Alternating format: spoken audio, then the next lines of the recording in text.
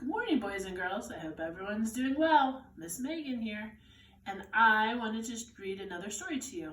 Today, we're going to read this book, which is a fable, and a fable will have a lesson at the end that we'll talk about.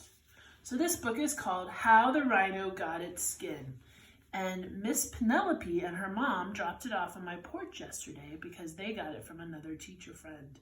So thank you for dropping off a book that I could read today. Let's see what happens. How the Rhino Got Its Skin. It was illustrated by John Joven. So it's a story.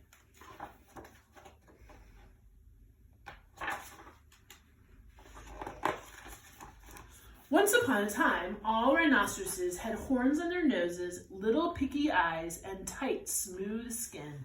Their skin fastened underneath with 3 buttons, just like a button on our coat.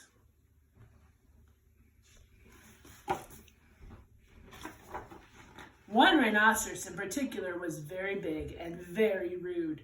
He had no manners.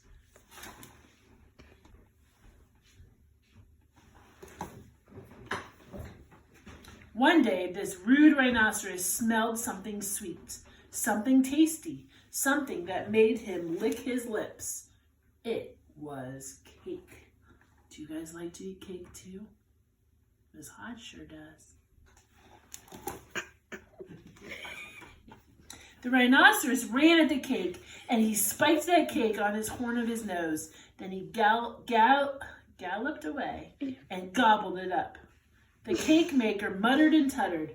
"Them that takes the cake make dreadful mistakes," he said, and he began to collect all of the crumbs of the cake.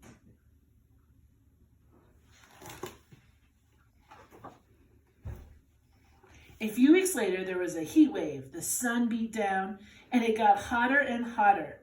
The sea looked cool and blue and inviting. Time for a swim, thought the rhinoceros.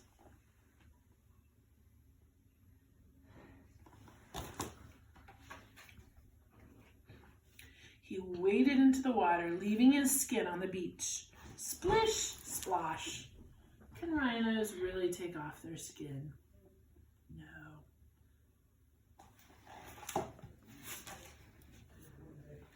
While the rhinoceros blew bubbles and made water spouts, the man took that skin and he shook that skin and he filled it with the old, dry cake crumbs.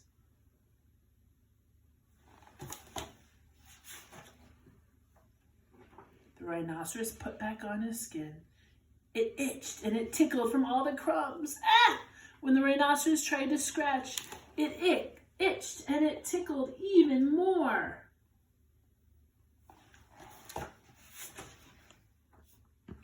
He rolled and rolled in the sandy dunes. He rubbed and rubbed against the giant rocks. He tugged and tugged until his skin stretched. But whatever he did, those cake crumbs itched and they tickled.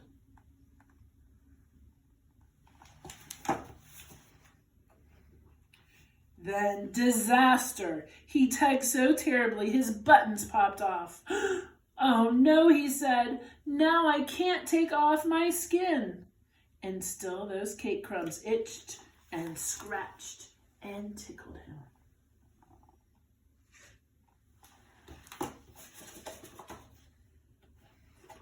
From that day to this, the rhinoceros have had baggy, saggy skin and a very bad temper, all on account of those crusty old cake crumbs.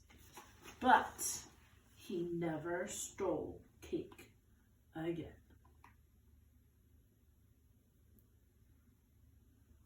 So now you can talk to your mom and dad about what the lesson was in this book, on why we should never steal like the rhino did with the cake. Have a great day, get some work done, and I'll see you tomorrow.